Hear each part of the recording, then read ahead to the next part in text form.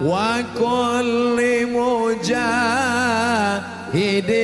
lillah bi ahlil badri ya Allah. Kalau nanti akan terjadi hari Jumat pertengahan Ramadan, maka nanti akan begini-begini terjadi. Setelah dihitung, ternyata pertengahan Ramadan yang ada Jumatnya itu nanti di Ramadan 1441. Muharram, Safar, Rabiul Awal, sekarang Rabiul Akhir, Jumadil Awal, Jumadil, Rajab, Sya'ban, Ramadan. Apakah itu akan terjadi seperti yang ada di hadis itu? Wallahu a'lam bissawab. Mana kita tahu, dia belum terjadi. Tapi kita bersiap-siap perlu. Andai terjadi, kita sudah siap. Andai tak terjadi, berarti hadisnya tak sahih, bukan nabinya bohong. Jadi kami siap-siap lah nih Pak Ustaz. Siap lah. Rabiul Awal sekarang, tanggal 24, 25. Rabiul Akhir, Jumadil Awal, Jumadil Akhir, Rajab, Sya'ban, 5 bulan lagi. Siap-siapkanlah. Bahwa terjadi, kita sudah siap. Bahwa tak terjadi, berarti hadisnya palsu. Bukan berarti Nabi Muhammad pembohong. Karena kan tak ada bukti real nyata, ada rekaman rupanya Nabi ngomong qala Rasulullah SAW. Oleh sebab itu, jangan nanti ketika tak terjadi, ini hadis ini bohong aja ini. Bukan Nabi berbohong, hadis itu tak sahih. Nah, ini tentang masalah kalau nanti terjadi model prediksi-prediksi yang begitu. Kalau ibu bapak ibu baca nanti atau dengar ceramah yang modelnya prediksi, perkiraan, disampaikan oleh orang nanti akan begini. Nah, kalau sumbernya benar, siap-siap, apa salahnya siap-siap? Tapi andai tidak terjadi pun, kita sudah siap. Jelas? Wallahu a'lam. Kemudian amal doa anak yang soleh. Apakah itu masih anak yang kandung? Atau doa anak yang yatim yang Ibu kalau mendoakan saya, sampai tak doa ibu ke saya? Sampai, kita tak ada hubungan. Bapak kalau mendoakan saya sampai apa tidak? Sampai, tak ada hubungan. Makna anak soleh itu bukan membatasi hanya doa dia yang sampai. Makna doa anak soleh itu artinya amal Abdul Somad ada 3 yang tetap mengalir. Ceramah Abdul Somad ini amal dia apa tidak ini? Amal. Kalau Abdul Somad ngasih semen, ngasih batu bata, itu amalnya apa tidak? Amal. Anak Abdul Somad itu anaknya itu amalnya apa tidak? Kalau anak itu bukan amal saya tengok aja bini saya, mungkin lahir anak saya itu. Nah, begitu kasarnya, mohon maaf, beri maaf. Jadi makna anak tadi jangan diragukan. Ustaz, kami ini tak punya anak, cuma anak angkat. Mengalir. Anak tiri, mengalir. Anak orang, mengalir. Mengalir. Jangan takut tentang masalah. Yang tak punya anak, jangan takut. Anak asuh, anak yatim. Makna hadis itu mengatakan anak soleh artinya amal kita nih putus, tapi ada 3 amal kita. Sedekah itu amal kita, anak itu pun amal kita, dan ilmu yang kita ajarkan itu pun amal kita. Bisa dipahami? Bisa. Insyaallah. Wallahu a'lam.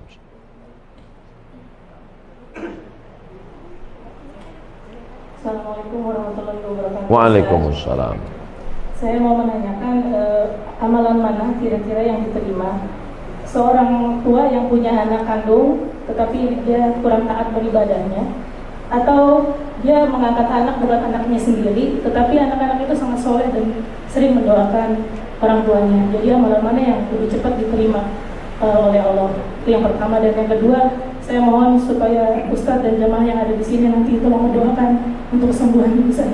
Nanti di akhir majelis kita doa semua untuk kesehatan, untuk husnul khatimah, untuk anak-anak kita dijaga dari narkoba. Nanti di akhir majelis. Punya anak kandung, kerjanya minum khamar, sakau, mabuk. Ada anak angkat, orangnya soleh. Kedua-duanya ini berdoa. Mana doanya yang lebih dulu sampai? Illalladzina amanu wa amilus shalihat. Semua manusia ini rugi kecuali orang beriman dan beramal soleh. Yang ditengok bukan anak kandung, anak tiri, anak angkat, tetangga, kawan, jiran, sahabat. Yang ditengok adalah soleh. Makanya Rabbi habli minas soleh. Jangan takut tidak punya anak, tak ada yang mendoakan. Jangan takut bahwa kita tidak punya anak, tapi kita didik anak-anak kita jadi soleh, baik, bagus. Memang itu perintah agama. Tapi terlalu khawatir tak punya anak, jangan takut. Nah, oleh sebab itu maka doa sampai, doa kawan sampai. Itu makanya kita suruh dekat-dekat dengan orang-orang soleh, berjamaah. Meninggal kita, saya insya Allah kalau mati jamaah nih selama ini banyak mendoakan. Tak ada pun doa dari tetangga, sahabat, kerabat, doa dari jamaah banyak doakan. Yang penting hablum minan nasnya baik, hablum minallah baik.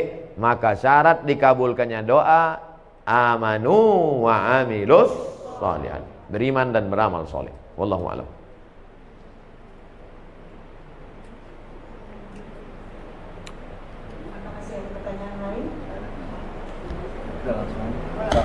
Assalamualaikum Pak Ustaz. Waalaikumsalam. Tanya Pak Ustaz.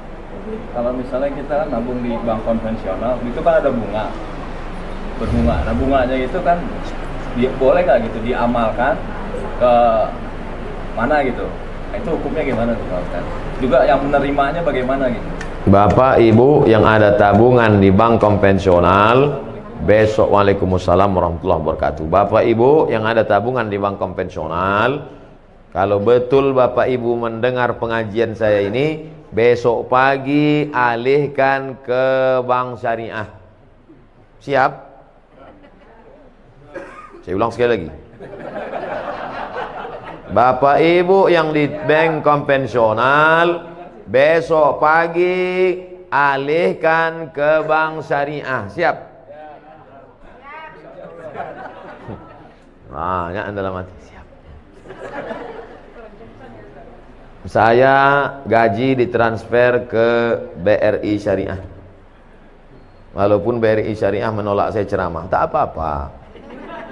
Tetap di mana saya, tabunglah ke BRI Syariah. Saya di BRI Syariah. Anda tabunglah ke BRI Syariah. Walaupun BRI Syariah menolak saya ceramah. Tak apa-apa. Saya tahu kalian takut ngundang kan? Tak apa-apa. BNI Syariah, Ustaz Somad, kami buatkan Ustaz kartu, menabunglah ke BNI Syariah.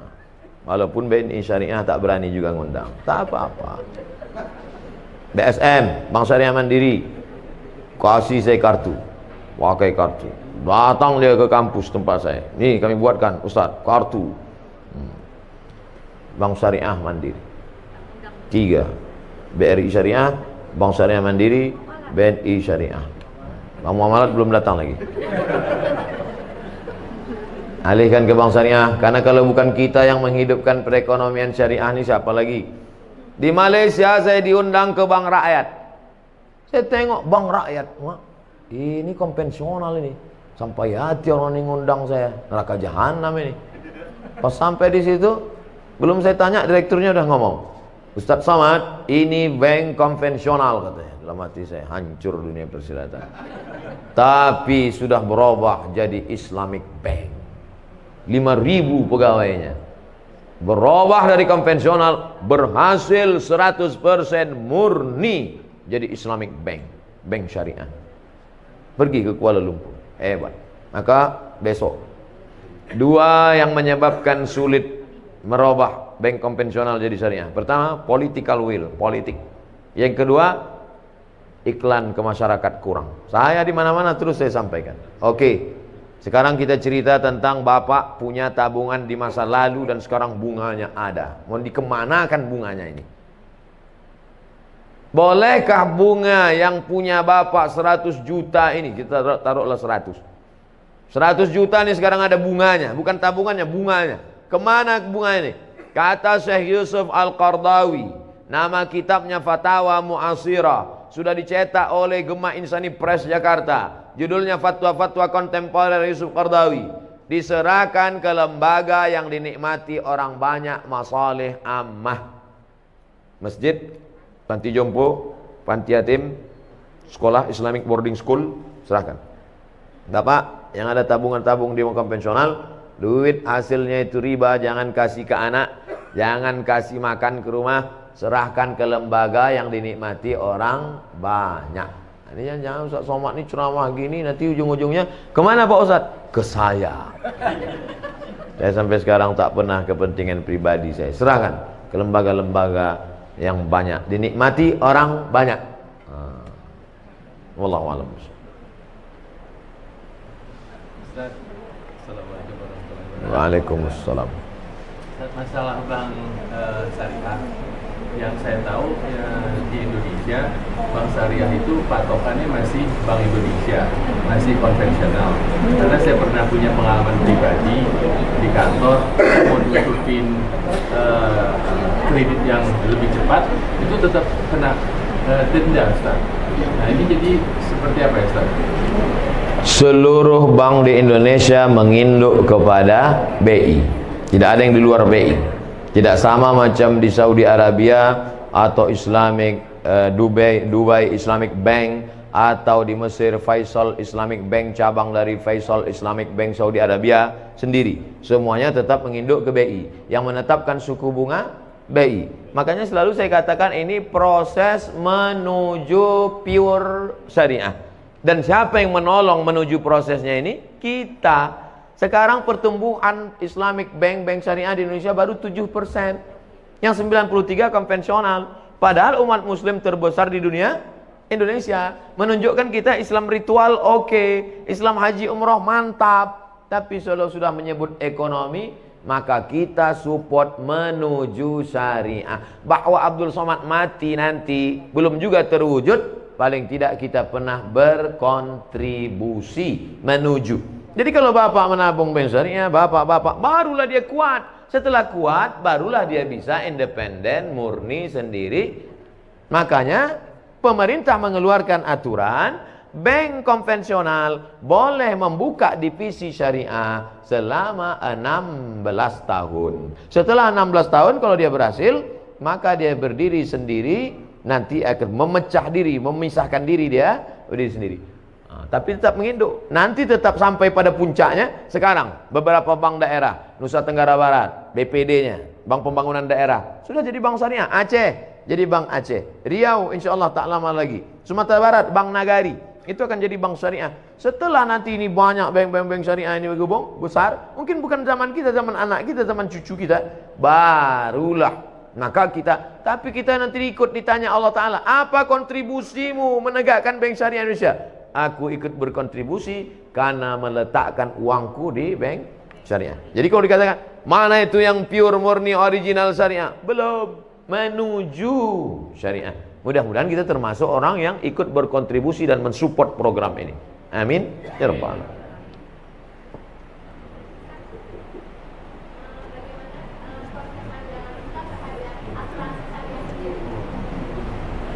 Hukum asuransi ada dua. Yang pertama mengatakan asuransi itu haram. Kenapa asuransi itu haram? Karena di dalamnya ada gharar, gambling, judi. 10 juta, 10 juta, 10 juta, 10 juta, 10 juta, 10 juta. Batuk dapat 100. Tak pernah, flu pun tak pernah. Tak dapat, bertahun-tahun tak dapat. 10 juta, 10 juta, 10 juta, 10 juta kumpul. Nabrak tiang listrik. Langsung dapat. Ini tak pernah, akhirnya marah dia karena udah bertahun-tahun tidak, tabrakannya dapat. Maka karena ada unsur gambling, gharar, judi di dalamnya, haram. Kata fatwa yang pertama.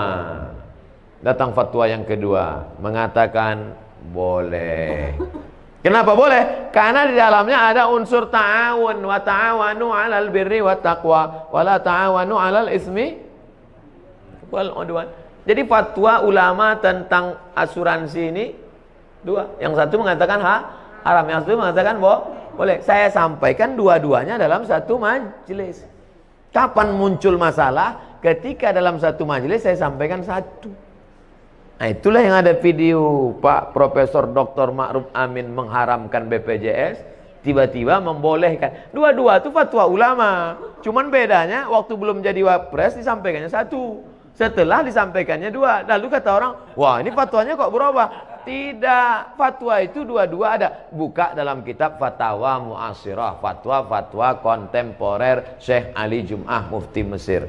Tolong jangan upload sepotong-sepotong. Bahwa memang ada dua fatwa. Jadi kalau ada di antara bapak ibu yang memilih asuransi, perbuatannya itu betul atau tak betul? Betul, dia pilih fatwa kedua. Kalau ada di antara bapak ibu, aku sampai mati tak mau asuransi, perbuatannya itu betul apa tak betul? Betul juga, karena dia pilih fatwa yang pertama. Kok bisa ulama ini buat dua pendapat? Karena Nabi tidak ada menyebut dulu asuransi. Asuransi itu muncul belakangan dan ulama berijtihad. Rambut sama hitam isinya macam-macam. Ijtihadnya begini, ijtihadnya begini. Ustaz sendiri, saya tidak pakai asuransi kendaraan sampai sekarang. Terus Ustaz selamat terus, bolak-balik tabrakan. Mana berat yang listrik, sedang nyetir ditabrak orang dari belakang. Bahwa dia datang, musibah namanya. Oleh sebab itu maka amalkan sesuai keyakinan. Jadi kalau ada orang mengatakan, apa kau pakai asuransi? Sholat rajin, pengajian rajin, pakai asuransi. Fatwa kedua, bray. Wallahu a'lam.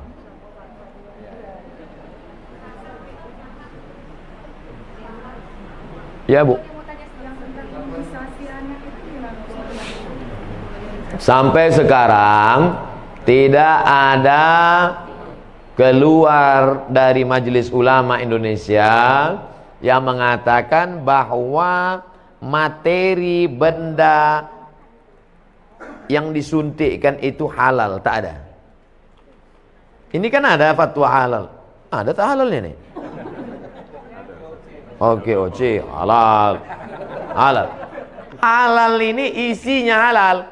Sedangkan itu, suntik itu tidak ada yang mengeluarkan fatwa isinya itu halal. Tak ada. Yang ada fatwa boleh memakainya karena darurat. Bukan isinya. Boleh memakainya. Bedakan antara fatwa isi dengan fatwa memakai. Sekarang saya masuk ke hutan. Sampai di hutan tak ada makanan. Yang ada cuma babi. Lalu saya telepon. Assalamualaikum Ustaz. Waalaikumsalam. Ini ada babi nih Ustaz. Boleh tak saya makan? Kata Ustaz itu, ada kau makanan yang lain? Tak ada. Jadi pilihannya cuma dua aja Ustaz, mati sama babi. Makanlah babi itu. Apakah babi itu halal? Tidak. Sampai mati babi tak halal. Tapi memakan babi saat itu boleh karena darurat. Karena kalau tak dimakan mati sampai dapat pisang. Kalau udah dapat pisangnya kau makan babi lagi. Assalamualaikum Ustaz. Enak rupanya babi ini Ustaz. Jangan. Dari cerita ilustrasi tadi, paham Bapak Ibu kan? Nah, itu enaknya kita ceramah sama orang cerdas nih. Fatwa tentang materinya halal itu tak ada, tapi memakainya karena nanti akan ada penyakit ini, akan ada ini, akan timbul ini, akan ini datang ini, akan mati, akan cacat. Maka kata ulama, daripada nanti anakmu sakit, aku pakai aja lah tak apa-apa. Sementara nanti dapat mungkin akan maju teknologi ini, nanti ada umat Islam yang bisa membuat materi yang halal. Jelas? Wallahu a'lam. Amin. Salatullah, salamullah ala taha rasulillah. Kami dari Satlantas Polres Bengkulu akan memberikan tutorial pembuatan hand sanitizer dengan mudah.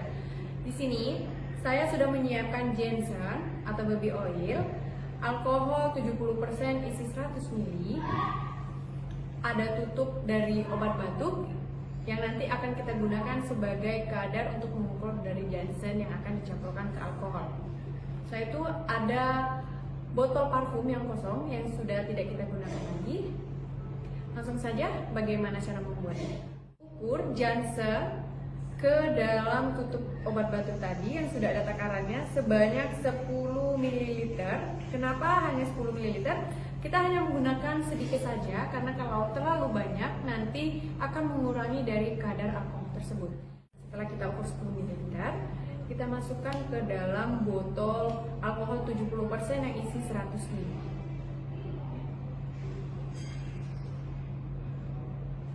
Kita campurkan sampai habis dari takaran tersebut, lalu kita tutup kembali,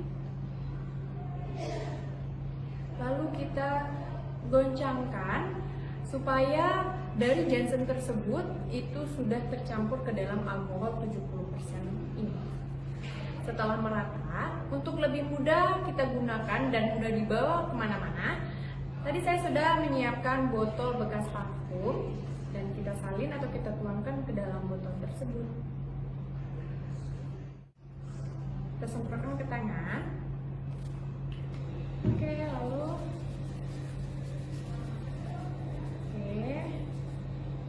kita bersihkan dan kita gunakan di tangan. Harum dan lembut. Nah, di sana itu tutorial yang mudah dari kami. Semoga bermanfaat dan berguna untuk seluruh masyarakat. Satlantas Polres Bengkulu, Camkoha, dan salam Tribrata.